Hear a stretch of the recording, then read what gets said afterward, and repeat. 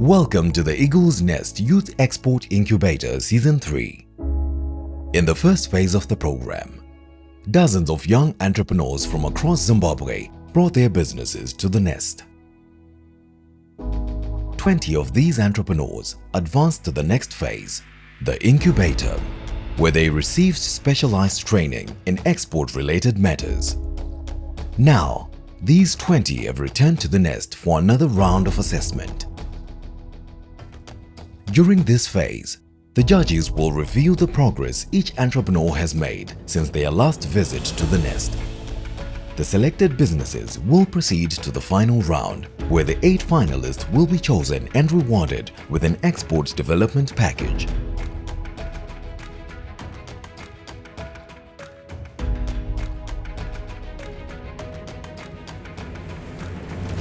This season of the Eagle's Nest is proudly brought to you by Zimtrade and EcoBank, the Pan-African Bank, in partnership with UN Women.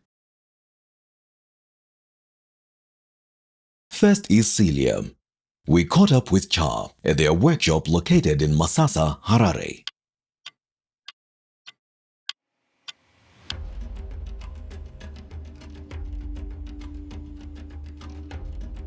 My name is Celia Rukato from Cha, which is a lifestyle brand that specializes in the manufacture of handmade textiles, garments, and accessories.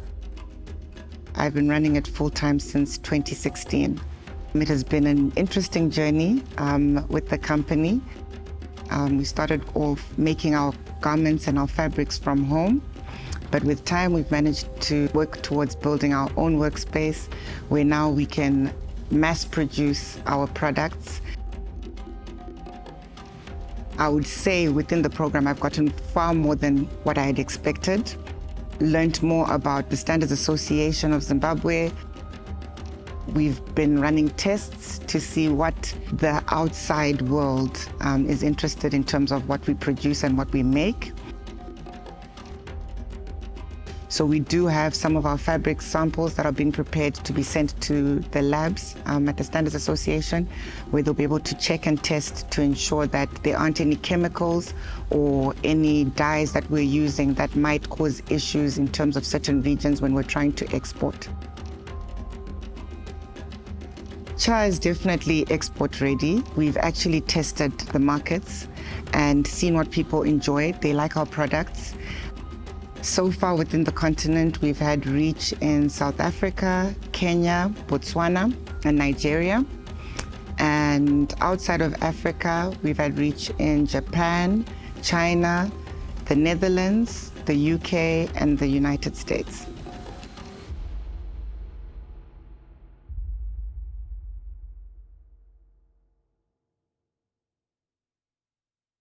I'm Celia from Cha, here with an update from the last time we met. We started off with our packaging. In terms of our packaging now for our fabrics, we've now made the packaging out of the fabric that is inside so that when the customer comes and wants to view the fabric, they can get a feel of what's inside. We also added a few wash instructions so that they know how they're supposed to handle the fabric after they've made their products. The second new development that we have taken steps towards was working with interior designers. The swatches that you see on the side there, that's a collection that we put together with a few interior designers that are going to make cushions and use the fabric for upholstery as well. We also then started trying to test different markets. The first market that we started testing through a connection in a retail store in Kenya. In terms of they gave us feedback that they want ready-made things in Kenya. So we developed a few bags that we sent through and they were sold out within a week. So we know that that's something that we'll need to look towards in terms of a market. The second market that we tested was South Africa. And there the fabrics were quite popular. People were interested in buying the fabrics so that they could make garments out of them. And there were quite a few sales that we managed to make there. Thirdly, in terms of our processes, what we had gotten feedback for during our technical intervention was that there's a story that needs to be told in terms of where the goods are coming from, especially if we're looking at the European market. They want to know that in terms of the factory space, there's health and safety, security for the workers and all that. So we've engaged the Standards Association to take a look at our space, factory space, and see what sort of floor plan we can work on that is safe for the workers and there won't be any hazards. And thirdly, it has been engaging fashion designers. We ran a young designer competition 2 months back. We wanted to get feedback from the local designers in terms of what they believe we could improve in terms of quality of our product. And that was a success. In terms of the feedback that we got, it was mostly around the weight of the fabric, if we could print on heavier weight cotton. Yeah, that's the feedback that we've sort of been working around in terms of trying to find heavyweight cotton that is still Zimbabwean so that we keep the Zimbabwean story running right through. Fantastic. I am actually just mesmerized by your skirt because I can see that it's one of the fabrics that you've also brought. So you still continue to wow us by wearing your brand so confidently and boldly. So well done to you for that. Your story up to date now of everything that you've done has actually also been very, very impressive. I think for me, I can definitely say that we can see the growth plan in everything that you've just described now. You've definitely now diversified outside of talking about the churches and the schools, and you're finally taking a full appreciation for the beauty that you're bringing to fashion and the localization of the process that you're going to be offering. So I think you've really managed to identify your unique selling point very well now, and you're very clear on it, which I definitely need to commend you for. The part with the interior designers, again, definitely a huge bonus. A big space. A lot of people now want to really accentuate their homes, their offices. So the playing ground over there is absolutely endless if you continue to pursue it with the same amount of energy that you've just displayed.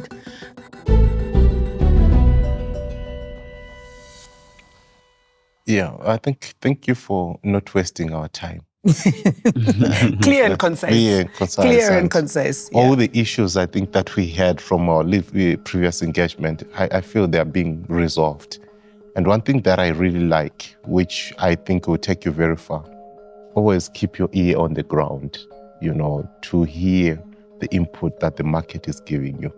So whatever, when I was actually, you know, holding the cloth, that was my issue to say, but the thickness. But when you then you responded to it before I even asked about it, to even the designers told you, and you're now working on it. So I think you are in the right trajectory. And I think, like we said previously, to say you have a perfect opportunity to sell the Zimbabwean story in a better way. And I actually also read, you know, the story, very interesting, you know, the inspiration, you can actually get the feeling that you know, and I got so engaged, and well done on that. Yeah, Celia, well done. I really like, you know, how you are applying, you know, a product you're already making and finding use cases in the market. And I think every industry can use this product. You know, we recently had the interbank games.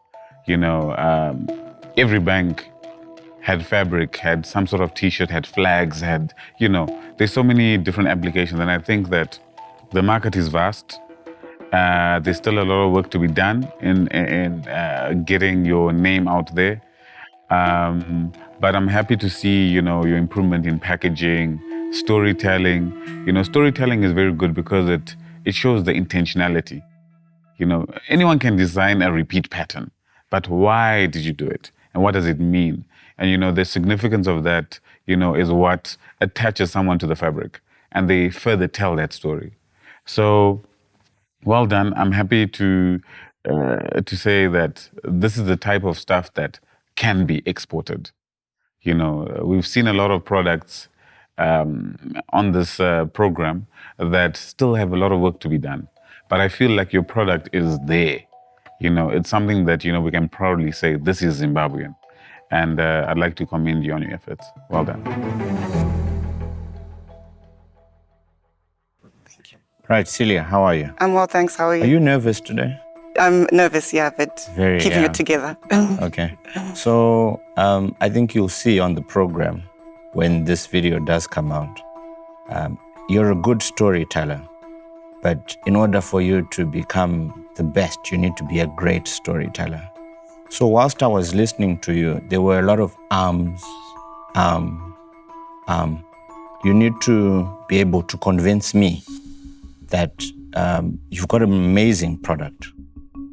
And you have to be able to speak confidently and eloquently to your people. So you're gonna be on videos, you're going to be asked to make a pitch. So people shouldn't focus on what you're saying with the repetitive arms. They should be intrigued by you and your amazing product. What I love, what everybody else has said, you've gone and you've executed the major points we have told you to go and execute. So it makes our job very easy.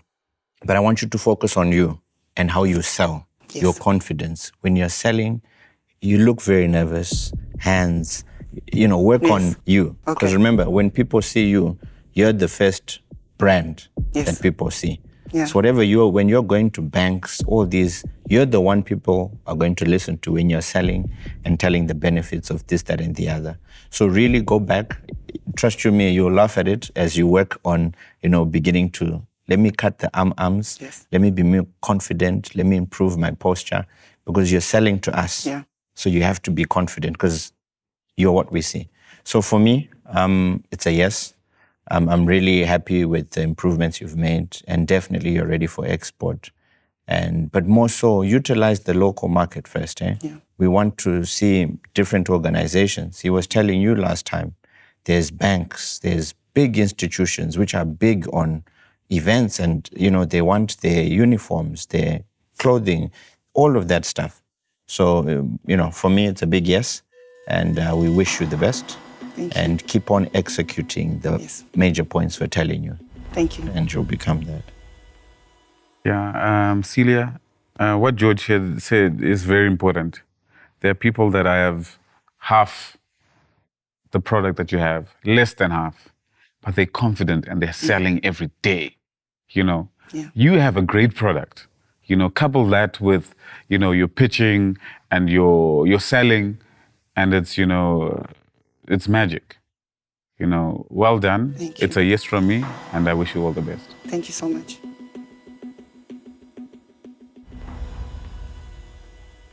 I think on my end, instead of the approach of, yes, it's great to get into the banks and everything, but your market is staring at you right in the face in markets, in women's groups, in WhatsApp groups. So for me, I would love to see you at things like Spring Fair, find ways of partnering even certain events as well. There was an event I saw being advertised called Duke and Slay or something. Women-orientated socials, the sip and paint, all these little things that are happening. Groups of 10, 15 women where you can really interact and you speak to your client face to face and they get to see you and they understand who Celia is and what Celia has got to offer. So I think that confidence aspect that we're talking about definitely comes to play in that, and being able to figure out how to network. Because your product is going to sell way more in terms of you sell to me and I tell my story when someone sees me wearing a skirt done with fabrics that's a child design, right? So whilst you're building up onto the corporate end of things, yes, it's the bigger picture. Yeah. But right now, there's so many little opportunities, but you need to put yourself out there. Yeah. You really, really need to put yourself out there a lot more. But it's a definite yes from me. Thank you so much. All the best, Celia. Thank you so much. Okay. If I were to win the competition, which I already feel I've won, I feel it would be a great stamp in terms of confidence and just feeling that, the business is moving in the right direction. We have a very long way to go, still on our journey, but it would be a great step in terms of taking our business to the next level, in terms of competing on the international stage. And also I would be looking forward to getting more advice from Zimtrade and the other partners in terms of how we can really take our business to the next level and really be something that is a bit of a force to be reckoned with.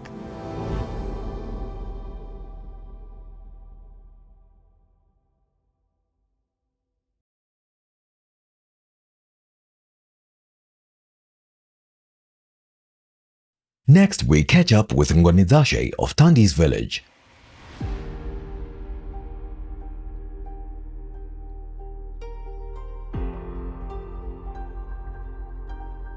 My name is Ngonizashe Majura. I am the founder and CEO of Tandis Village Baobab range of products.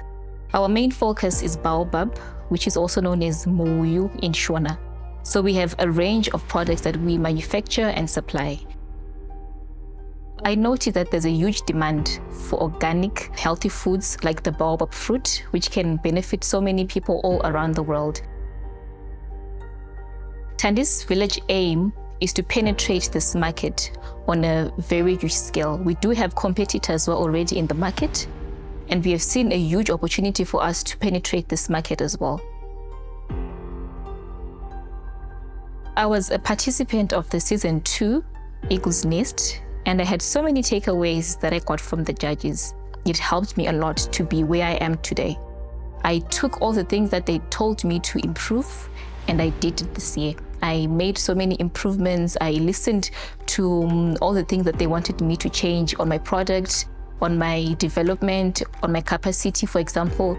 Last year, we were manufacturing our products by hand using the traditional urine mutsui method.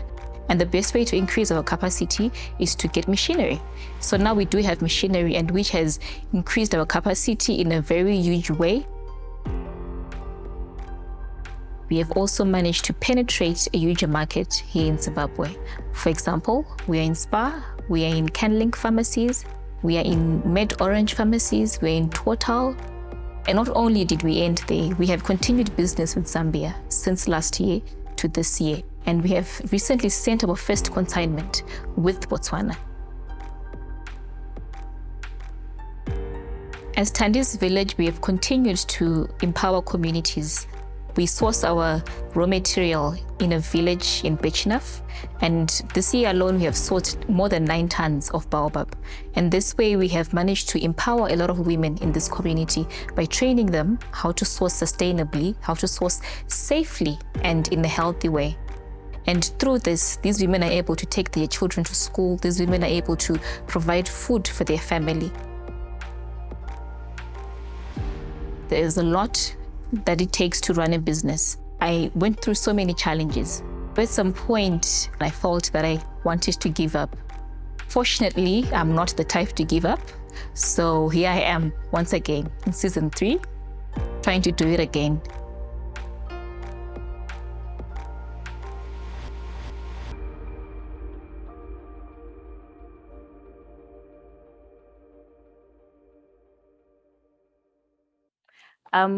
The last time that we presented our first pitch this year, there were some areas of concern from the judges. The first one was advice on not to get a distributor for our products and to be the forefront of our products in the stores. So instead, what we did is we partnered and joined the Buy Zimbabwe group, which is a company that supports local producers and promotes them. So this way, they give us advice on which markets to try and penetrate and how we can penetrate them, instead of them being the front of our brand. The second concern was to make more presence on social media, which we have tried on Instagram and our Facebook and on Twitter. I realized that digital marketing is one area that I'm not very good at. So I need help learning how to penetrate the market using social media. The third area of concern was certification.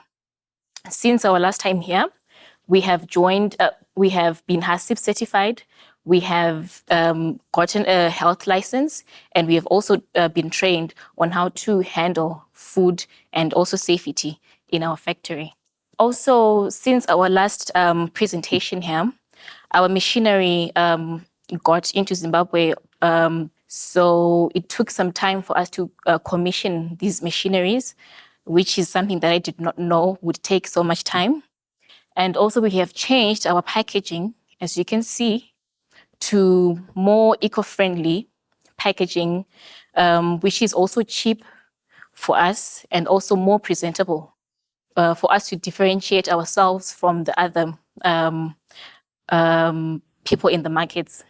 We have also started penetrating local stores and pharmacies. For example, the Med Orange chain of pharmacies, Total fuel stations, the stores there, Spar, Kensington, Food Lovers, Disfarm. In total, we are now in 32 stores in Harare at the moment, since August till date. We are working on improving our markets. We are in negotiations with Pick n Pay. We are in negotiations with bouties as well for us to be penetrating the market.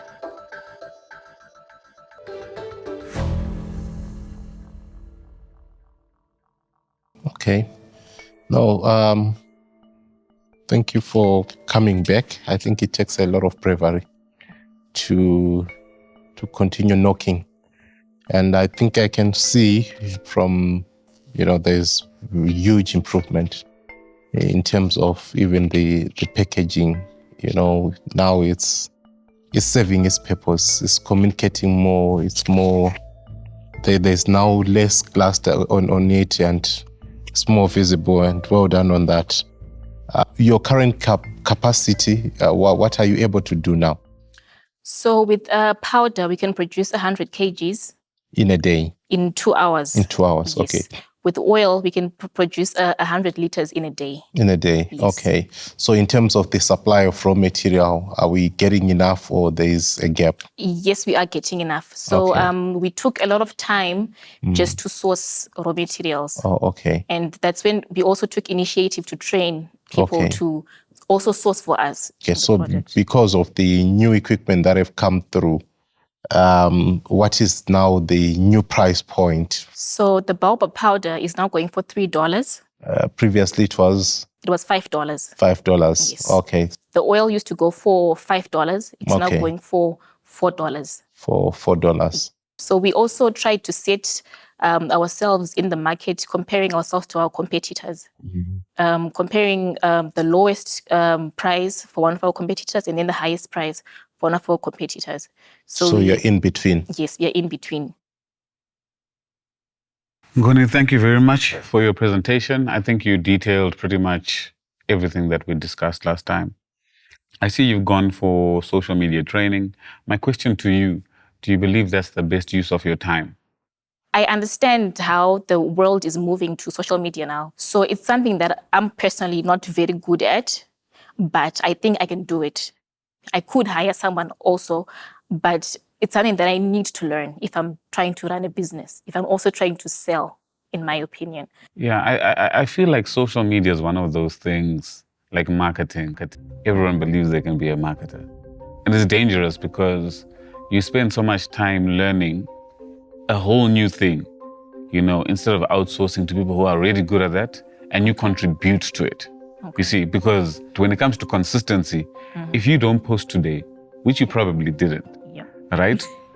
No one's going to ask you. Yeah. But if you've got someone who's got a content schedule, right, going on, you know that Monday, Wednesday, Friday, you've got to post. Okay. With the baobab powder, I would want to understand more your driving factor for reducing your pricing point, because it's something that's seen as a premium product in the market. So when you say you're looking at your competitor prices, is it your competitors' prices locally in Harare market, or are you talking about a regional and an export market? So our competitors, it's both. Okay. Our biggest competitor is supplying locally and also exporting.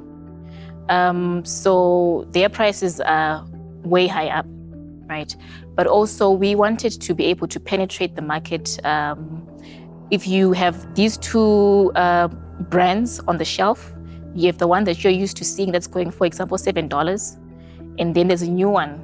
It could be the same premium quality, but it's cheaper. Okay, so you see, my fear for you is you mentioned something early on, and that was there's been an increased uptake of the baobab plant, right? That's going to drive your price in terms of when you're purchasing your raw materials. So as much as you're dropping that price, I really do hope that it's something that you've taken into account, that at some given point in time, you could go back next season and you've been selling at $3 for 4, 6, 8 months. And then suddenly your same consumers who are now accustomed to buying at $3, you're trying to tell them that, oh no, now my product is going for $6. So for me on that one, I would want you to be wary of it and make sure that your consumers do know that it's a promotional price. I think from my end, it's a yes. I definitely want to see what more you can bring to the table. But be very wary in terms of your price drops, that it's coming from a highly informed position. Otherwise, you'll find yourself having liquidity challenges that are self-inflicted. Okay, thank you.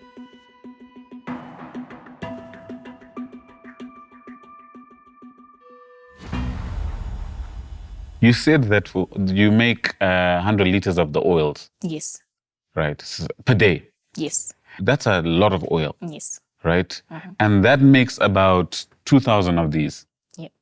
What are you doing with all that oil? So the reason why we haven't been distributing it as much was because of the powder machine. So we cannot get oil if we do not process powder. No, that's fine. I mean, we just need it to work for one day, right? Yes. Okay. So in one day, we make 2,000 of these, right? With machinery, you now have a capacity utilization challenge. Yes. You need to have a distribution channel that is also somewhat away from your brand. Yeah. Okay? There are people in your line of industry, sell them in bulk, Yes, or sell them these and put their label on it. Because I don't feel like this is your main line. It's a byproduct or something. Yes, it is. Right? So it's not going to change your direction or your identity. Right? So it's something you need to consider in terms of, getting rid of your excess. Okay, thank you. Yeah, hi, Ngoni. Well done for coming back with some good results from the input that we gave you. I'm not really happy with your story of Tandis Village. I'm not really happy with your social media presence. And I've been on your social media. There isn't informative selling of the benefits of the products that you have. You're very confident, that's great. But tell the story. Go on to talk about where you get it, document it. Let people see the appreciation of how you get the product out and the benefits of it. So with me, I'm really happy with what you've done, but I believe there's so much more you can do. It's great you've got 32, retail outlets, but not a lot of people know about Tandis Village because you only have 10 posts this whole year. I would love to see the plant you setting up so people understand that, wow, this is actually a huge organization and this is what they're doing. So for me, it's a yes. I'm happy with what you've done, but I want you to be more hungry to conquer this market first. The outside market, trust you me, to be a ripple effect once you are great and big in here. Thank you.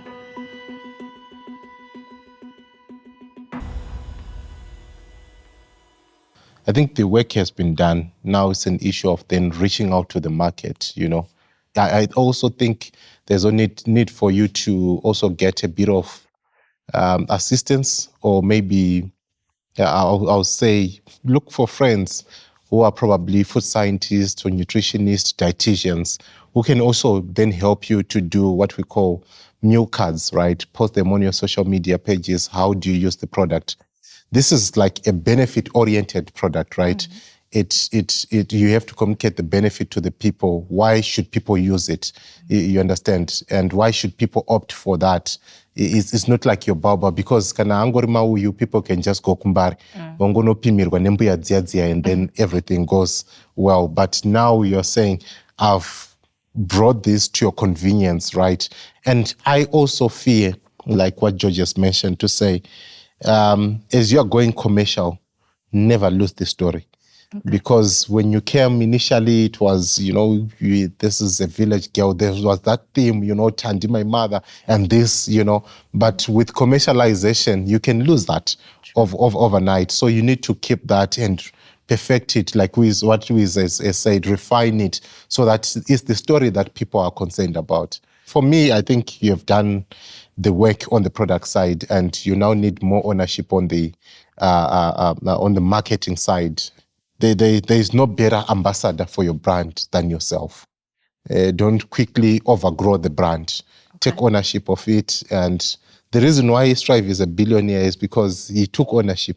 He told us about the story of licensing and things like that.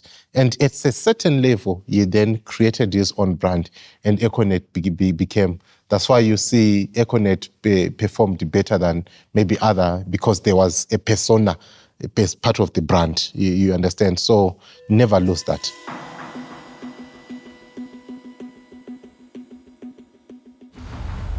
You are in the lab, you should stay there and get someone else to make noise about this, because you've been very careful and meticulous in building it. So you've known the process and how long it's taken you, and you feel like it's going to take you as long to get into the market. But I feel like it can be done so much faster if you outsource that. Telling the story, I would say she should. No, she's not. She's not divorced from the story. Would you? She's not divorced from the story. Would you at she the time? Structures it. Would you at the time when you started your organization have somebody else speak for you, or you'd rather have? Media, but anyway. Yeah, but then she's the best person. I would never. I would never. She's confident. I get she that. Speaks. I get that. I would want her to understand. She needs to sell her. I mean, if you look at this. This is clearly designed by a designer. Yes. Someone really good did this. Yep. Do you get what I'm saying? Mm-hmm. Get this same person or similar to help you with your content creation. And I think it will be a structured approach. This looks organized, and so should your outgoing communication. Mm-hmm. If we can all agree that the product we're done with product development, right? Yeah. Okay. We're done with this. Okay? Mm-hmm. Well done. Oh, by the way, it's a yes from me. Okay. Thank you. All right. Thank you. Thank you very much. Okay. Our vision as Tandis Village is not to end in Botswana, Zimbabwe, and Zambia only. Our goal is to penetrate bigger markets like in Europe, also in Asia. And we have learned a lot only from exporting in Zambia and Botswana. It has been a learning curve for us. So now we are definitely ready to be exploring other bigger markets in the world.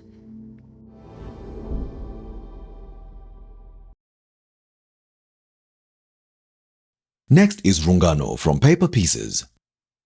In her first presentation, Rungano impressed the judges with her eco-friendly products. Are you going to make this more Zimbabwean-centric?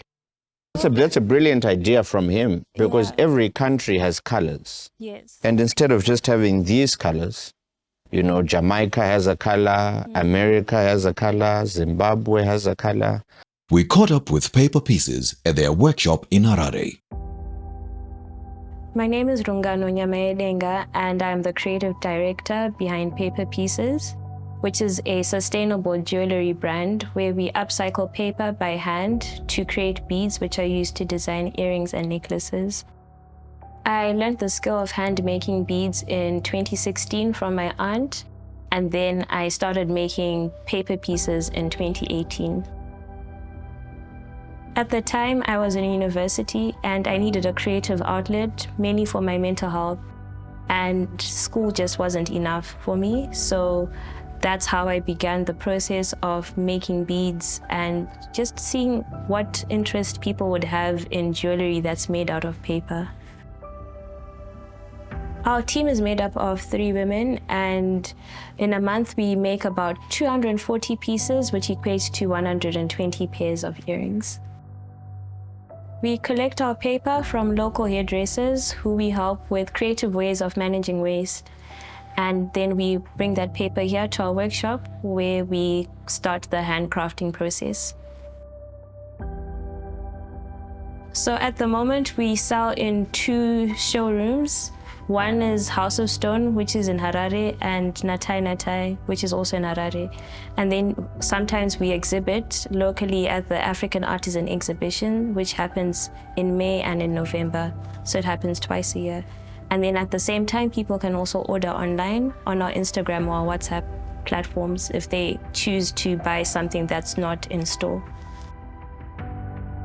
So far, we have exported informally to the UK, Hong Kong, and to the US.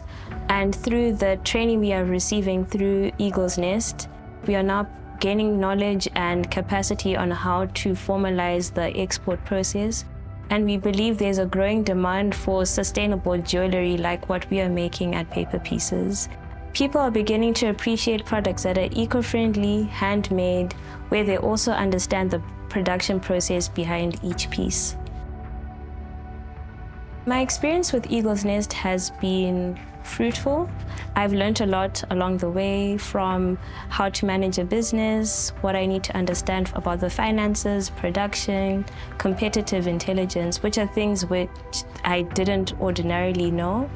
And through the feedback we've received from the judges, we've started to incorporate some of that, and it's helping us to believe in the product more than we did before, because we now know we have a proof of concept, and I feel we're at a point where we are ready to tap into the export market and have more people embrace what we do to live life in color the sustainable way through Paper Pieces.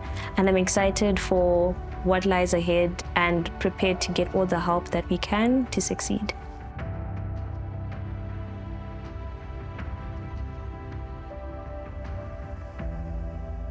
So since we last met, I've had a lot to work on, but what I can break down to you is on the production side.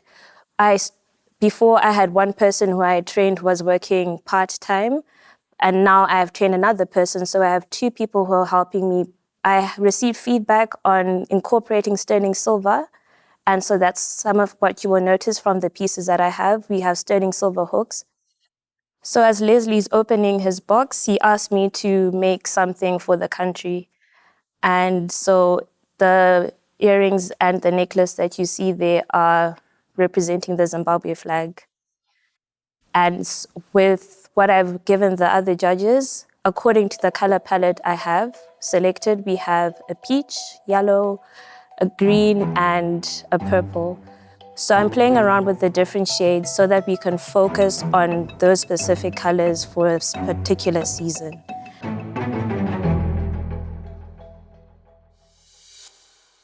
Okay, Rungano, well done on incorporating sterling silver onto your products now. Tell me, what's the price difference from before and what you're now selling? What did you used to sell before for the same thing with stainless steel, and what's your price now with sterling silver? Sure. So before it was $5 and $10. So the smaller ones would be $5 and the ones with more beads would be $10. And now the ones that were $5 are $8 and the ones that are $10 are $15. Your pricing is very reasonable. To be honest, with sterling silver, I would actually, ask you to, with sterling silver, it should, be 10 or 15, so you make bigger margins. Because in the international community, trust you me, if you go to airports and stuff, these things sell for $20, $30. You may give people at $8, but when you go there and want to buy the same thing, you see they're being sold for $30. In terms of distribution, I'd like to know how much further you're going in doing so, and also on your social media marketing, how's that coming along? So far we are, besides House of Stone, some of the feedback was to get into the airport. One idea is to be on the duty-free side and then on the departure side. On the departure side, I was introduced to the director at the Handcraft Center, the National Handcraft Center. They have a shop at the airport on the departure side. So at the moment I am making stock, which I can be able to take to the airport. And then social media marketing. If you go on the page at the back, I had added QR codes for our WhatsApp and our Instagram page, which wasn't there before. So with that, what I'm trying to do is align the content that we put on our social media according to colors. Because so far you can go onto the page and you can see all the colors that you can imagine. But if I curate my content according to different colors, it will help people to see what we have trending for that particular season. And also it'll be easier for them to select what's in stock. Right now, I'm trying to work on improving the skills that I have. So for example, taking the pictures by myself instead of always incorporating a photographer, because sometimes you can do as much as you can with the phone, which will help me cutting down costs. Okay. And then what about direct selling? Because I'm noticing that you're relying on resellers. What are you doing in terms of direct sales where you're more in control of the process? Because with the resellers, your product is one of many. And because it's an accessory, you're relying on people to buy something else. What are you doing so that your product is center stage of your campaign? So people do have the option of ordering directly from me. The challenge I've had with that, though, is sometimes I kind of open a can of worms for customers. Like, okay, I want that color and this design. So I'm trying to train my customer base to get what's available, which then helps me with the production process so that I'm not making too much of everything at the same time. But I still have the option open for people to order directly from me, and also with exhibitions. So there people can come and interact with me and order and purchase from me directly instead of through a retailer. Okay, and the people that you have been dressing, have you attempted to maybe work with some of the designers and put the earrings on some models, etc.? Like, are those things that you've incorporated in your marketing scheme as well yet?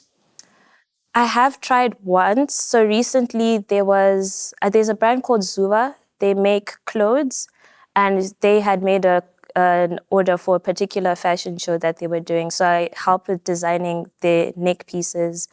But then with that, it was quite an experience for me because I learned they wanted so much in so little in a short amount of time.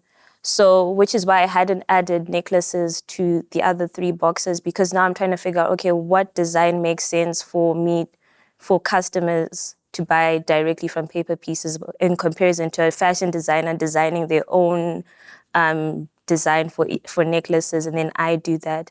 But I did that, and I also learned like different ways of customizing pieces for necklaces. So that's one avenue, dressing fashion brands that have shows upcoming, or those that have photo shoots. It might not be my photo shoot, but they can ask for accessories and then we can share the content. So that's what we've done before. Yeah. So one thing that I'm really not happy with is where you're selling your products and the volumes you're probably making now. Now, the modern day and age of marketing is social media. But you as an individual are not really going out there to make people know about your brand and product. You said, maybe next 10 years you won't have a showroom. It's important to have a showroom, I would say, right? But you need to have that vision to actually push your product now where you are. And a year from now, if you're hungry enough, you need to personally be going and having these in the boot of your car when you go for lunch. You need to have that, personally to take charge of this product, because nobody is going to love your product if you're not going to talk about it everywhere you go. You have to own your brand and really be proud of what you're doing. Because I feel as if you feel like you're still in an ideation stage, of which you're not. Your brand is growing, and you need to grow at the same pace with your brand. But at the same time as your brand is growing, you need to also take the time to think outside the box and figure out how you can be a lot more aggressive in terms of getting your product out there. There's nothing that's stopping you from having that showroom, and it shouldn't take you 10 years to have a showroom, even if it's a corner area in one of these designer stores or, any of the retailers or something along those lines. But you need to take ownership of Paper Pieces. You have to be Paper Pieces, and you're the voice of Paper Pieces. Be the forefront. Ndiwe unofana wenda pamberi uchimanyisa zvinhu zvako. Be confident in your own things, right?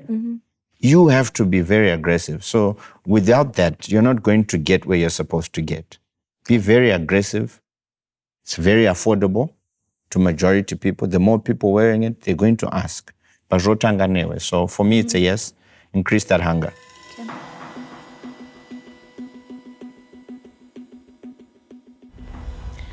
I think I've identified where the problem is. And the problem is coming from you saying that Paper Pieces is an accessory.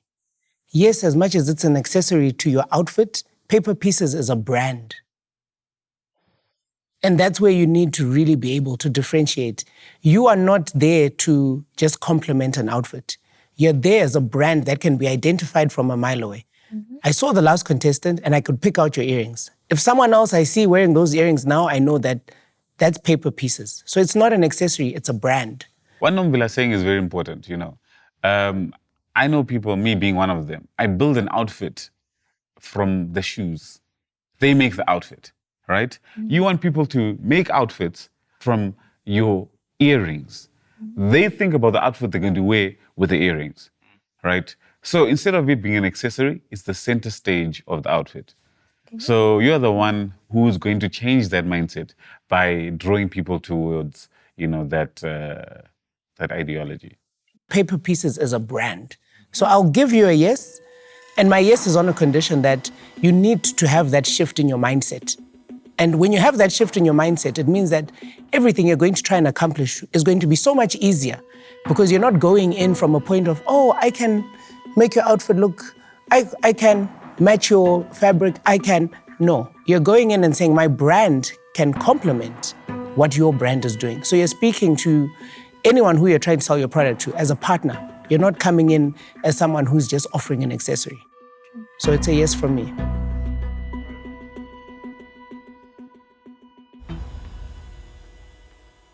Rungana, I think from the feedback that we've been receiving, everyone's happy with the product. We can establish that, okay? Now we need you to be unapologetic, right? We need you to push the brand. When you're in a store, someone's store, manage your own merchandising. Have your own stand with your multiple lines, with your storytelling. Get a small little TV and play a little video. Now screens are so cheap. You can put that on your own, merchandising stand. Make it captivating and draw people towards your product. So what these guys have said is very true. And I believe that the product stage, we're done, right? We need to move on from there, right? The tinkering is done, right? We're happy. Now, let's make noise about the product. I'm going to give you a yes because I believe that it won't take much for you to make noise. It will just take intentionality. Okay. Yeah, Over to you, Sir Leslie. The other guys had a lot to say to you. Yeah, but I think it's pretty much the same thing, ownership. I think you're treating yourself as a secondary citizen, which is not good. I think you need to be more out there, attend more markets, represent your brand. I think be more interactive with your brands. Look for events where you can go there, stand, and make people appreciate. So it's just, you're being too careful about a lot of things, and sometimes for an entrepreneur, it doesn't work. You really need to get out there, get as much feedback, get as much exposure as you can, and get the best out of this thing because the product is good. I would want to then see this happening. So let's meet next time. It's a yes from me. Thank you. Well done, Rungano. Thank you. Well done. Okay.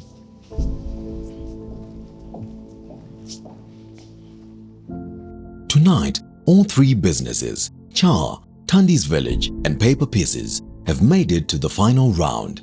They now stand a chance to be awarded an export development package. A grand season finale will be hosted by Zimtrade and EcoBank in partnership with UN Women.